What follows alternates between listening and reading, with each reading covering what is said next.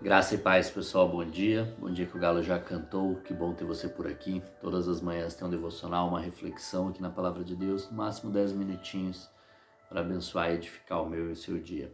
Amém? Hoje o nosso texto está no capítulo 7 de Lucas, versículo 11. Logo depois, Jesus foi a uma cidade chamada Naim, e com ele iam seus discípulos e uma grande multidão. Ao se aproximar da porta da cidade, estava saindo o enterro do filho único de uma viúva, e uma grande multidão da cidade estava com ela. Ao vê-la, o Senhor se compadeceu dela e disse: Não chore. Depois aproximou-se e tocou no caixão, e os que o carregavam pararam. Jesus disse: Jovem, eu digo, levante-se.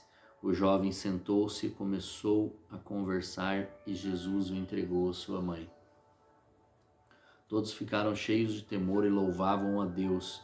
Um grande profeta se levantou dentre nós, diziam eles. Deus interveio em favor do seu povo. Essas notícias sobre Jesus espalharam-se por toda a Judéia e regiões circunvizinhas. Amém. O texto é bem claro em dizer que era o velório, o cortejo do enterro ali do filho único de uma viúva.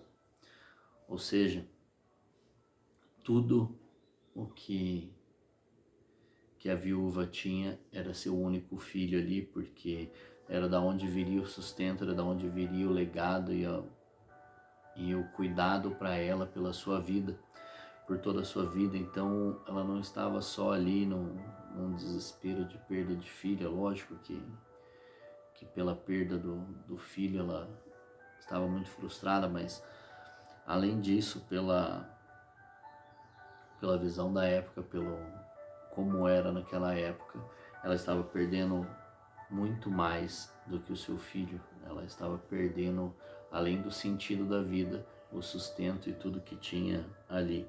E como a tradição judaica ali, a partir do momento que Jesus toca no caixão, como diz o texto, ele estaria impuro. Mas a pureza e a santidade de Jesus, ela é muito maior do que a impureza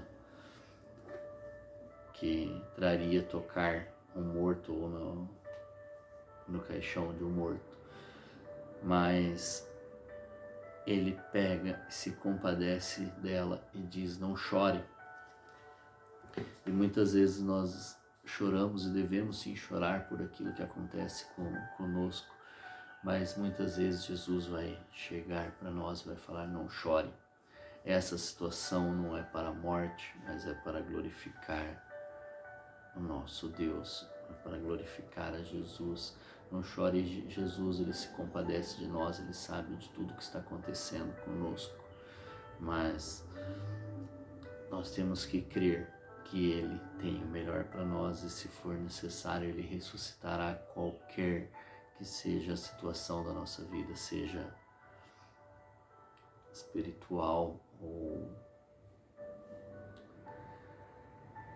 terrena, né?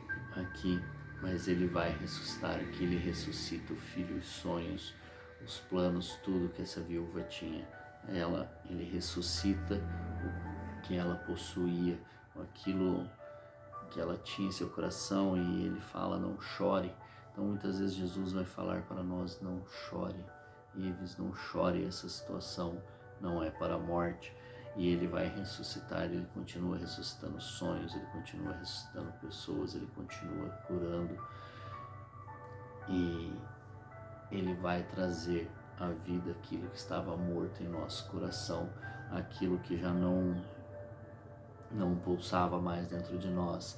E se for para o propósito dele, ele vai trazer de novo a vida, e nós devemos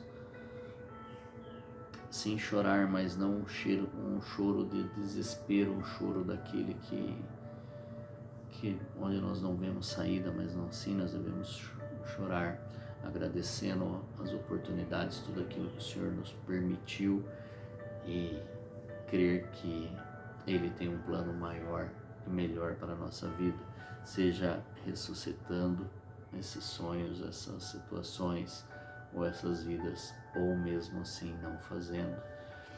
porque se Ele permite, Ele sabe. Mas aqui é a situação do não chore, não chore. Ele ainda faz, Ele ainda ressuscita sonhos, Ele ainda ressuscita pessoas, Ele continua fazendo, Ele é um Deus vivo, Ele é o único Deus, todos os outros deuses estão mortos, todos os outros deuses não existem. Jesus,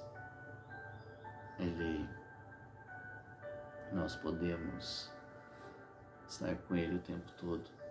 Nós podemos ter a presença do Espírito Santo manifesta em nossa vida todo o tempo. Então, Ele é tão real quanto eu e você. E se Ele falar para você, não chore. Não chore. Se há alguma situação em que está te levando ao choro, ao desespero, coloque diante dele. E se você buscá-lo até ele te responder, ele te responderá, seja para o sim ou para o não.